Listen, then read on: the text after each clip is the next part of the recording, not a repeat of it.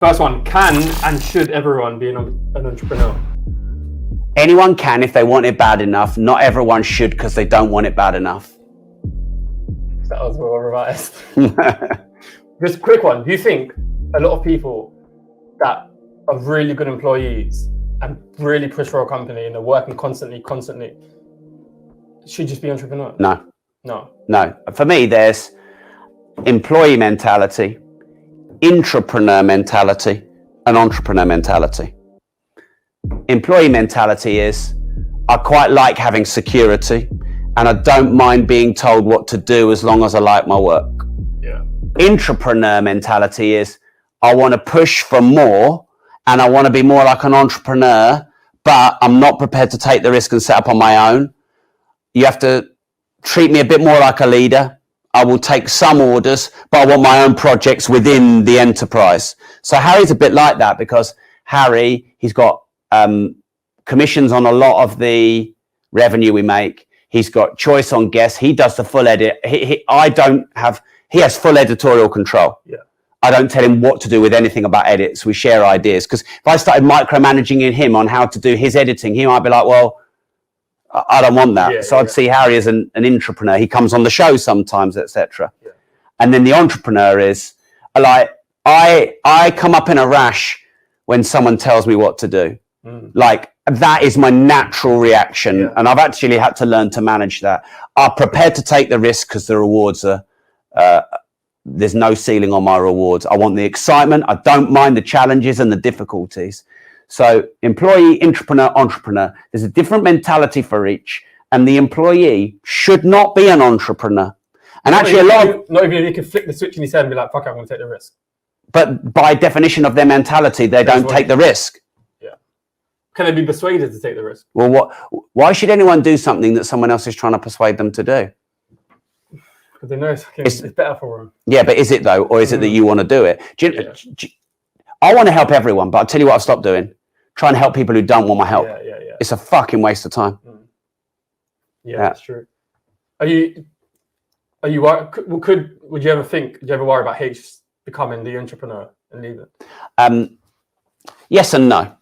So if someone's done a good innings for me and then they go on and do their own thing and that's their dream, I am not getting in their way and I'm just proud of what I had with them. Yeah.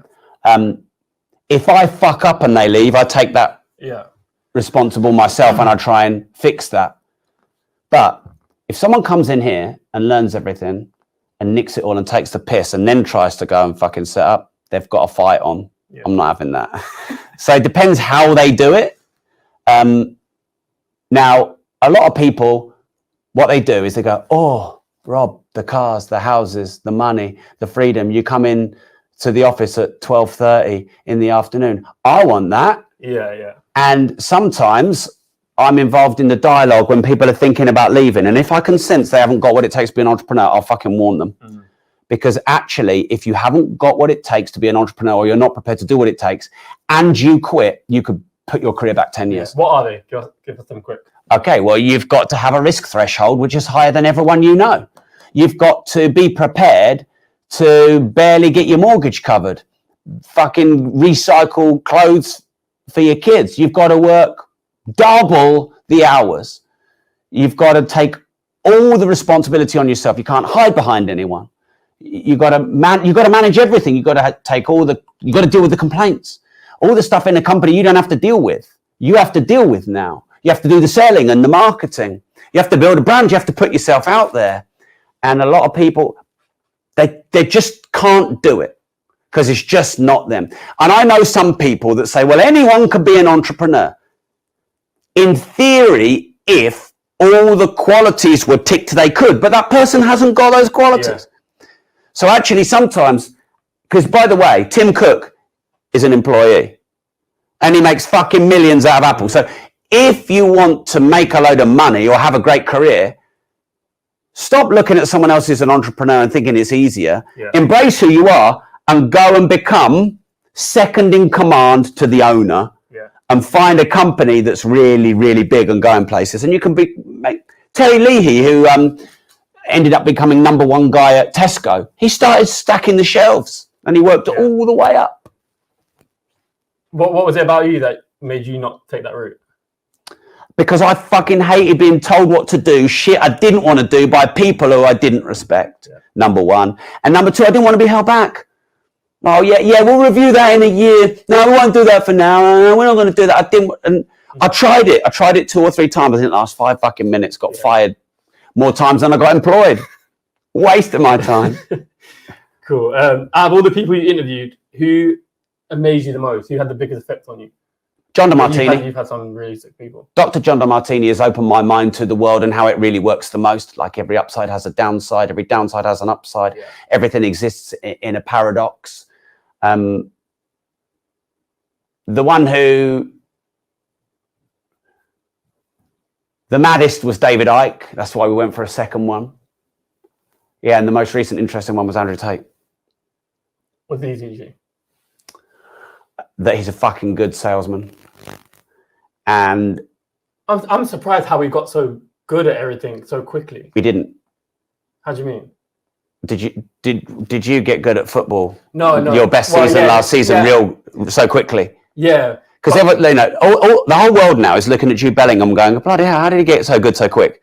He didn't get so good so quick. It's just people seeing it. He did not get good. No, still, he did get good quick. No, he didn't. To get that good at a lot of years grafting it out. But to get that good in 19 years is fucking tough.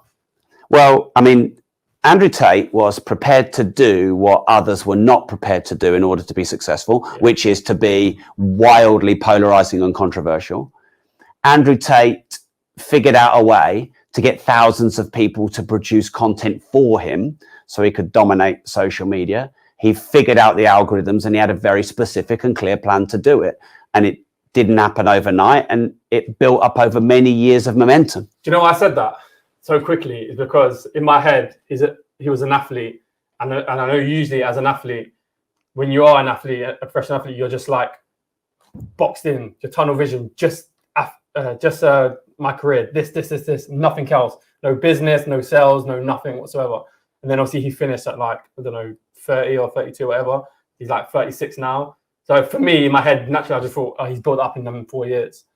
Do you know what I mean? Yeah. So everything I'm learning so much now. Everything I've learned business-wise, and even things outside, just life skills, would have been when I chose to go down the business route. Before then, obviously, I had the raw skills like just determination and hard work. All that I already obviously built up. But for me, it was just football, nothing else. I battered away everything else. So that's why I naturally just said, so quick. Yeah. So I am surprised. Just, you know what I mean? Surprised of all what he's done, knowing he was an athlete and he probably would have just put 100% focus into just his career. Well, there's certain other elements to his success. So number one is timing. And timing can be well executed or it can be lucky. Number two is fortune. Because something could happen to him just as he was rising up that could have stopped it all. So there's an element of fortune, there's an element of timing, and there's also an element of who you are and what the world needs. So one of the reasons Andrew Tate's become so popular is because he's very masculine in a time where masculinity is being challenged. Whereas if Andrew Tate had been doing his content in World War II, no one would have given a fuck. Yeah. Because it was just like...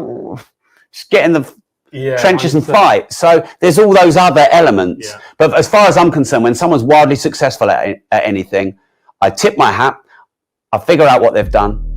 And all right, a lot of it might have been circumstance and timing and everything else, but there was still lots of factors executed.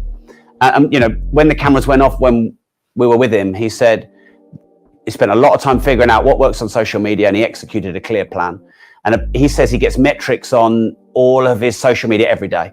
So every day there's a new report on all the media and all the coverage, and he's tracking it and he's measuring it and he's focusing in on it.